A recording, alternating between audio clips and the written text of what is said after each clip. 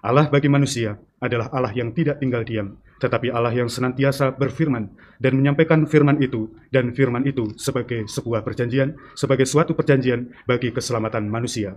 Maka yang terpenting, yang menjadi pokok keselamatan itu, dialah anak manusia, Yesus Kristus. Sebagai umat beriman Katolik dapat menyampaikan devosi maupun novena kepada Santo Mikael, Gabriel, dan Rafael dengan ciri khas mereka dalam tugas masing-masing, menjadi kekuatan yang melawan kejahatan dan para malaikat kegelapan. Melalui Gabriel kita juga senantiasa untuk tetap bergembira, bersukacita di dalam menyampaikan warta baik kepada banyak orang.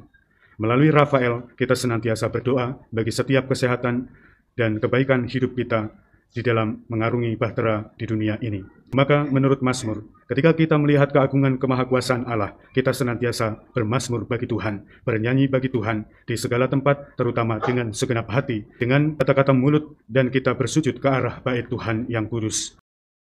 Abdi Allah yang setia, menggerakkan talenta, bila tiba hari raya, Raja surga kan bersabda, mari hamba masuklah ke tempat bahagia. Mari hamba masuklah ke tempat bahagia. Pujilah Tuhan, hai semua malaikatnya, hai para pahlawan perkasa pelaksana titahnya yang memperhatikan segala sabdanya. Dalam nama Bapa dan Putra dan Roh Kudus. Amin. Semoga rahmat Tuhan kita Yesus Kristus, cinta kasih Allah, dan persekutuan Roh Kudus bersamamu. Dan bersama rohmu. Hari ini 29 September 2022, Santo Mikael, Gabriel, dan Rafael, Malaikat Agung, Gereja merayakan pesta para Malaikat Agung ini, yang merupakan gabungan dari pesta yang sudah ada bagi masing-masing Malaikat Agung dan merupakan sebuah tradisi kuno di seluruh gereja. Mikael adalah nama Ibrani yang berarti siapa yang sama seperti Allah. Dalam kitab suci, Mikael tampil sebagai pemimpin prajurit surga. Gabriel artinya kekuatan Allah, adalah duta Allah untuk mengabarkan keselamatan. Rafael artinya Allah yang memelihara, diambil dari kitab Tobit sebagai rekan seperjalanan dan pembawa kesembuhan bagi Tobia, ayah Tobit yang sudah tua. Doa dan devosi kepada para malaikat dalam sejarah karya keselamatan Allah sangat banyak. Malaikat-malaikat ini juga dihormati oleh banyak orang di luar gereja Katolik. Bapak, Ibu, Saudara-saudari terkasih dalam Tuhan. Dalam Injil hari ini, Yesus berkata, "Aku berkata kepadamu, sesungguhnya engkau akan melihat langit terbuka, dan malaikat-malaikat Allah turun naik kepada anak manusia." Di dalam bacaan Injil hari ini, Yesus menyatakan kepada Nathanael bahwa ia akan melihat langit terbuka dan malaikat-malaikat Allah turun naik kepada anak manusia. Yesus menyatakan bahwa Allah yang Maha Kuasa dan para malaikatnya akan turun naik kepada dirinya. Yesus menyatakan dialah anak manusia itu. Dan atas peristiwa ini, Nathanael pun menjadi orang yang mendengarkan apa yang dikatakan Yesus dan kemudian bersaksi tentang siapa Yesus itu. Dalam perkataan Yesus kepada Nathanael ini, memperlihatkan kuasa sesungguhnya Sang Firman yang datang ke dalam dunia.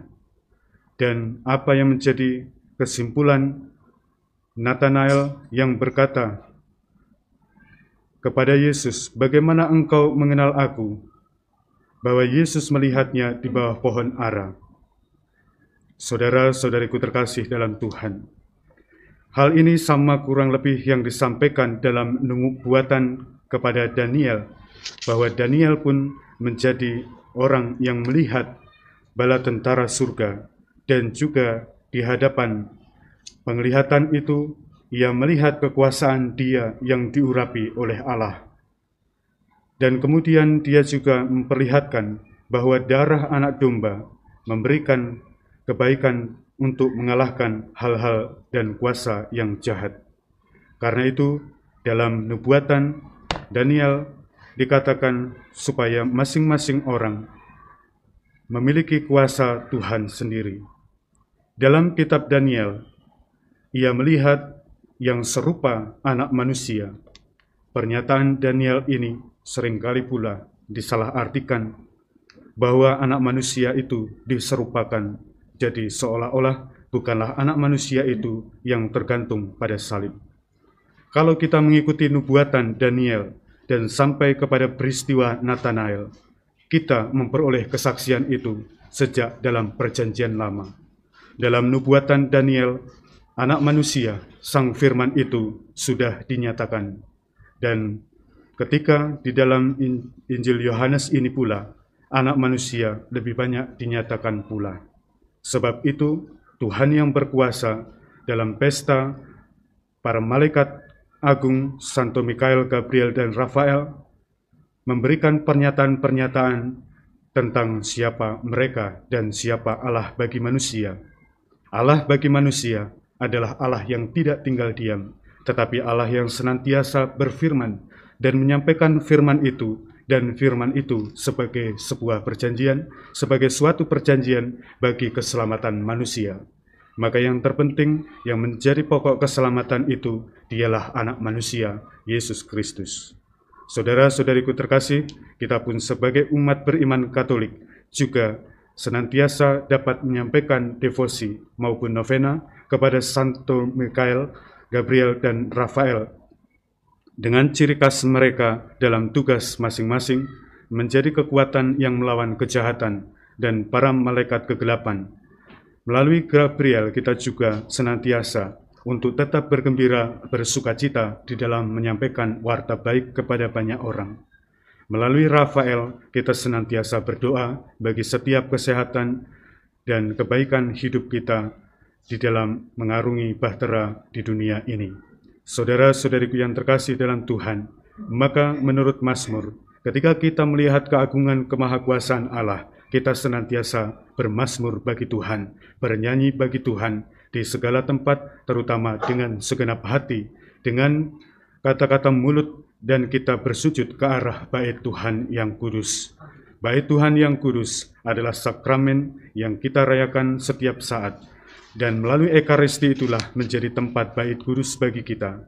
Sebab itu, di dalam bait kudus, Allah sendiri terlibat di dalam hidup kita. Maka senantiasa kita berani memuji nama Allah yang Maha Kuasa, dan karena Ia telah membuat janji melebihi besar segala sesuatu, maka pada hari ini pun senantiasa kita mampu berseru dan menambahkan kekuatan di dalam jiwa kita untuk memuji dan memuliakan Allah, serta mendengarkan janji Tuhan bagi semua manusia. Tuhan memberkati. Amin. Agunglah misteri iman kita. Penyelamat dunia, selamatkanlah kami, karena melalui salib dan kebangkitan-Mu, Engkau telah membebaskan kami. Aku hendak bersyukur kepadamu ya Tuhan dengan segenap hatiku, di hadapan para malaikat aku akan bermazmur bagimu.